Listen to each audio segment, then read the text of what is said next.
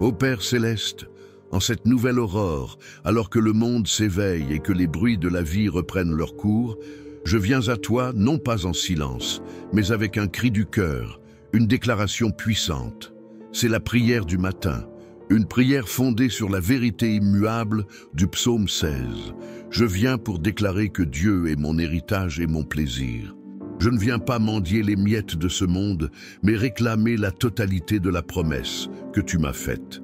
Car il est écrit, et mon âme s'accroche à chaque mot comme à une ancre dans la tempête, dans le psaume 16, au versets 5 et 6. L'Éternel est mon partage et mon calice. C'est toi qui m'assures mon lot, un héritage délicieux m'est échu, une belle possession m'est accordée. Ce matin, je choisis de croire que ces mots ne sont pas de la poésie ancienne, mais une réalité vivante et vibrante pour ma vie, ici et maintenant. Je refuse de laisser l'anxiété pour les choses matérielles dicter ma paix. Je refuse de laisser la quête de la satisfaction éphémère voler ma joie. Aujourd'hui, je déclare que ma plus grande richesse, mon trésor le plus précieux, mon héritage éternel, c'est toi, ô mon Dieu.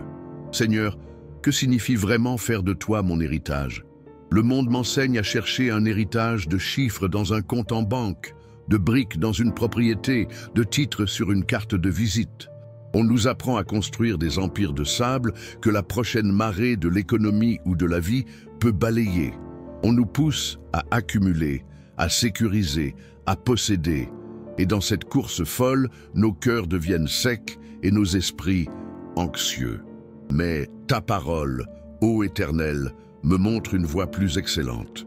Tu as dit aux Lévites, cette tribu de prêtres qui te servait jour et nuit, qu'ils n'auraient pas de part de terre en Canaan, car, comme tu l'as déclaré dans le livre des Nombres, c'est moi qui suis ta part et ton héritage. Quel échange glorieux! Ils ont renoncé à des champs fertiles pour posséder le Créateur de l'univers. Ils ont abandonné des parcelles de terre pour hériter de celui qui tient le monde dans sa main. Ce matin, Seigneur, je veux être un lévite dans mon cœur. Je dépose devant toi mon besoin de sécurité matérielle, ma peur de manquer, mon désir de posséder ce qui est périssable. Je déclare que tu es ma portion, tu es ma terre promise. En toi, j'ai tout ce dont j'ai besoin.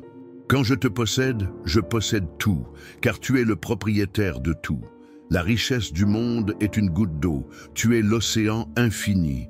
Les possessions terrestres sont une bougie vacillante, tu es le soleil éternel. Cette déclaration, Père, change radicalement ma perspective. L'inquiétude qui ronge mon esprit lorsque je pense à l'avenir, aux factures, à l'instabilité du monde, cette inquiétude perd son pouvoir quand je réalise que mon véritable héritage ne peut être ni volé par les voleurs, ni rongé par la rouille, ni dévalué par les crises financières. Mon héritage, c'est ta présence, ta fidélité, ton amour inconditionnel. C'est une richesse qui ne diminue jamais, mais qui s'approfondit chaque jour que je passe avec toi. C'est la paix qui dépasse toute intelligence, la joie qui ne dépend pas des circonstances, la force qui se renouvelle chaque matin. Jésus nous a enseigné à ne pas nous inquiéter pour notre vie, pour ce que nous mangerons ou boirons. Il nous a rappelé que le Père Céleste nourrit les oiseaux du ciel et habille les lys des champs. Il a conclu en disant « Cherchez premièrement le royaume et la justice de Dieu, et toutes ces choses vous seront données par-dessus. » Faire de toi mon héritage, c'est exactement cela. Chercher ton royaume avant tout. C'est aligner mes priorités sur l'éternel plutôt que sur le temporel. C'est investir dans notre relation plutôt que dans des actifs qui se déprécient. C'est trouver mon identité, non pas dans ce que je possède, mais en celui à qui j'appartiens. Si vous qui écoutez cette prière, vous désirez aussi faire de Dieu votre seule et véritable richesse ce matin, je vous invite à l'affirmer avec moi. Écrivez dans les commentaires « L'Éternel est mon héritage » et scellez cette décision dans votre cœur. Le psalmiste continue en disant « L'Éternel est mon calice ». Le calice, la coupe, représente ce qui étanche notre soif, ce qui nous remplit, notre part de plaisir et de satisfaction dans la vie. Ô Seigneur, combien de fois ai-je cherché à remplir ma coupe à de mauvaises sources? J'ai cherché la satisfaction dans le succès professionnel, dans l'approbation des autres, dans les divertissements, dans les acquisitions matérielles. Et chaque fois, comme l'a dit le sage Salomon, tout était vanité et poursuite du vent. Chaque source terrestre promet de combler, mais laisse un arrière-goût de vide. C'est une soif que le monde ne peut étancher. Mais lorsque je déclare que tu es mon calice, je me tourne vers la seule source qui peut véritablement et durablement satisfaire mon âme. Je me souviens de la rencontre de Jésus avec la femme samaritaine au puits. Elle venait chercher de l'eau physique, mais Jésus lui a offert bien plus. Quiconque boit de cette eau aura encore soif, mais celui qui boira de l'eau que je lui donnerai n'aura jamais soif. Et l'eau que je lui donnerai deviendra en lui une source d'eau qui jaillira jusque dans la vie éternelle. Ce matin, Père, je viens à ton puits, je veux boire de cette eau vive. Remplis ma coupe, non pas de bénédictions matérielles, mais de ta présence. Que mon plaisir ne soit pas dans les dons, mais dans le donateur. Que ma joie ne provienne pas de ce que tu fais pour moi, mais de qui tu es pour moi. C'est une révolution dans ma recherche du bonheur. La culture moderne est une course effrénée vers le prochain high, le prochain achat, la prochaine expérience, le prochain like sur les réseaux sociaux. C'est une quête épuisante qui nous laisse perpétuellement insatisfaits. Déclarer que tu es mon plaisir, c'est descendre de ce manège insensé, c'est trouver le contentement ici et maintenant, dans la simple communion avec toi. C'est découvrir, comme le dit le verset final du psaume 16, qu'il y a d'abondantes joies devant ta face, des délices éternelles à ta droite. Les plaisirs du monde sont des aperçus fugaces, des échos imparfaits de la joie véritable qui ne se trouve qu'en toi. En ta présence, l'âme trouve le repos. En ta présence, le cœur est comblé. En ta présence, même le silence est plus éloquent que tous les applaudissements du monde. Apprends-moi, Seigneur, à trouver mon délice dans la lecture de ta parole, à trouver ma satisfaction dans la prière, à trouver mon bonheur dans le simple fait de savoir que tu es avec moi. Libère-moi de la tyrannie du plus et ancre-moi dans la plénitude de ta présence. Puis vient cette affirmation d'une confiance absolue. C'est toi qui m'assures mon lot. Le lot était autrefois tiré au sort pour déterminer une part, une destinée. Le psalmiste ne dit pas que son sort est laissé au hasard. Il dit que la main qui tient les dés, la main qui définit les limites de sa vie, la main qui façonne son avenir, c'est la tienne, ô mon Dieu. Quelle libération! Je n'ai plus besoin de me battre pour contrôler chaque aspect de ma vie. Je n'ai plus besoin de vivre dans la peur de l'inconnu. Mon avenir, ma destinée, ma sorte, tout est soutenu, garanti, sécurisé par toi. C'est l'antidote parfait à l'anxiété qui paralyse notre génération. Nous nous inquiétons pour notre carrière, pour nos enfants, pour notre santé, pour l'avenir du monde. Nous essayons de tout planifier, de tout anticiper, de tout maîtriser. Et nous nous épuisons dans ce processus, car tant de choses échappent à notre contrôle. Mais cette prière est un acte de lâcher-prise. C'est confesser humblement que je ne suis pas le maître de mon destin, et c'est une bonne nouvelle, car le véritable maître est infiniment plus sage, plus puissant et plus aimant que je ne le serai jamais. Je remets entre tes mains, ô Père, mes plans et mes ambitions. Je te confie mes peurs et mes incertitudes. Je dépose à tes pieds le fardeau de devoir tout comprendre et tout diriger. J'accepte que tu es souverain. Je crois que, comme l'apôtre Paul l'a écrit aux Romains, toutes choses concourent au bien de ceux qui aiment Dieu, de ceux qui sont appelés selon son dessein. Même les moments difficiles, les détours inattendus, les portes qui se ferment, tout cela fait partie du lot que ta main souveraine m'assure.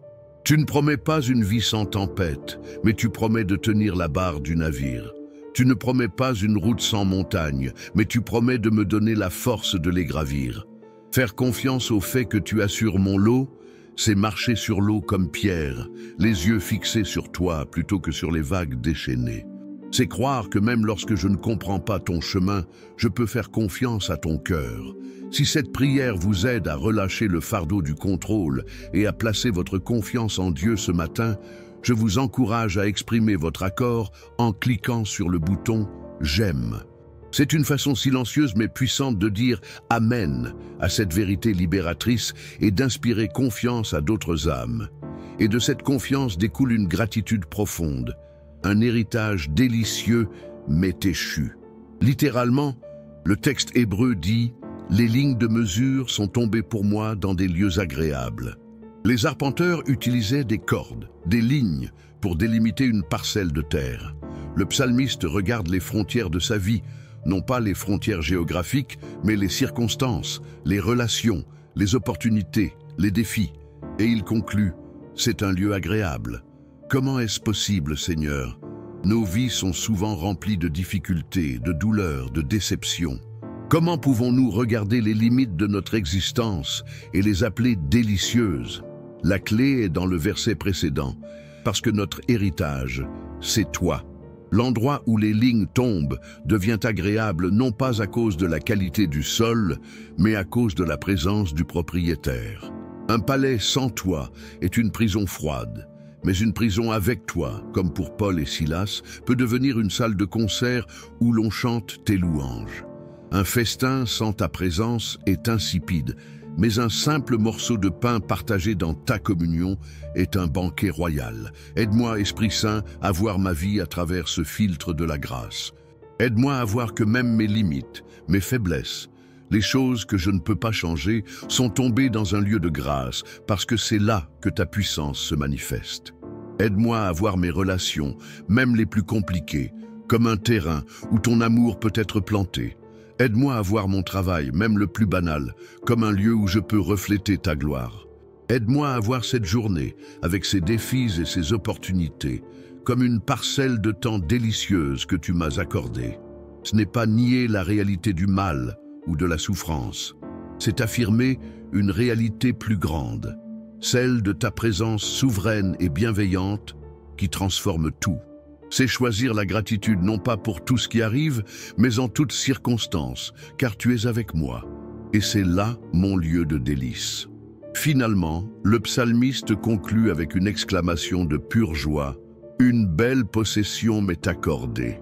Il ne s'agit plus seulement d'un lieu agréable, mais d'une possession jugée belle. C'est le regard d'un héritier qui contemple son trésor avec émerveillement. Seigneur, je veux regarder ma vie en toi de cette manière, non pas comme un fardeau à porter, non pas comme une série d'obligations religieuses, mais comme le plus beau des cadeaux. La vie avec toi est une aventure magnifique. C'est le privilège de marcher avec le roi des rois, de parler avec le Créateur, d'être appelé son enfant. C'est la beauté de voir le monde à travers tes yeux, rempli de sens, de but et d'espérance. C'est la beauté du pardon qui lave les taches les plus sombres, la beauté de la grâce qui nous relève quand nous tombons, la beauté de l'amour qui ne renonce jamais. C'est une possession que l'argent ne peut acheter et que la mort ne peut enlever. C'est l'héritage des saints, la perle de grand prix pour laquelle un homme vendrait tout ce qu'il possède. Alors, en conclusion de cette prière matinale, je rassemble toutes ces vérités et je les déclare sur ma vie, sur ma journée, sur mon avenir. Ô Dieu Tout-Puissant, tu es ma portion, mon héritage éternel. Je renonce à chercher ma valeur et ma sécurité dans les choses de ce monde. Tu es mon calice, ma source de plaisir et de satisfaction. Je renonce à étancher ma soif aux sources brisées de ce monde. C'est toi qui assures mon lot. Je te remets le contrôle de ma vie, mes peurs et mon avenir, en toute confiance. Et à cause de tout cela, je déclare avec foi et gratitude que les limites de ma vie sont tracées dans des lieux de délices. Ma vie en toi est une belle possession. Je suis riche au-delà de toute mesure, non pas parce que je possède beaucoup, mais parce que je suis possédé par toi, celui qui est tout. Que cette vérité s'ancre si profondément dans mon esprit qu'elle transforme ma façon de penser, de parler et d'agir tout au long de cette journée. Que la paix de cet héritage divin garde mon cœur et mon esprit en Jésus-Christ. Si cette prière a touché votre cœur et a ravivé en vous la conscience de votre véritable richesse en Dieu, je vous invite à partager cette bénédiction. Pensez à une personne dans votre entourage qui est peut-être accablée par les soucis matériels ou la recherche du bonheur. Partagez cette prière matinale avec elle pour lui rappeler où se trouve le véritable héritage. et pour continuer à commencer chaque journée avec une perspective renouvelée et une foi fortifiée, assurez-vous de ne manquer aucune de nos prières. Abonnez-vous à la chaîne et activez la cloche des notifications. Notre prochain rendez-vous avec le Père pour nourrir votre âme vous attend déjà. Que votre journée soit vécue dans la joie et la sécurité de savoir à qui vous appartenez et quelle est la magnifique richesse de votre héritage. Amen.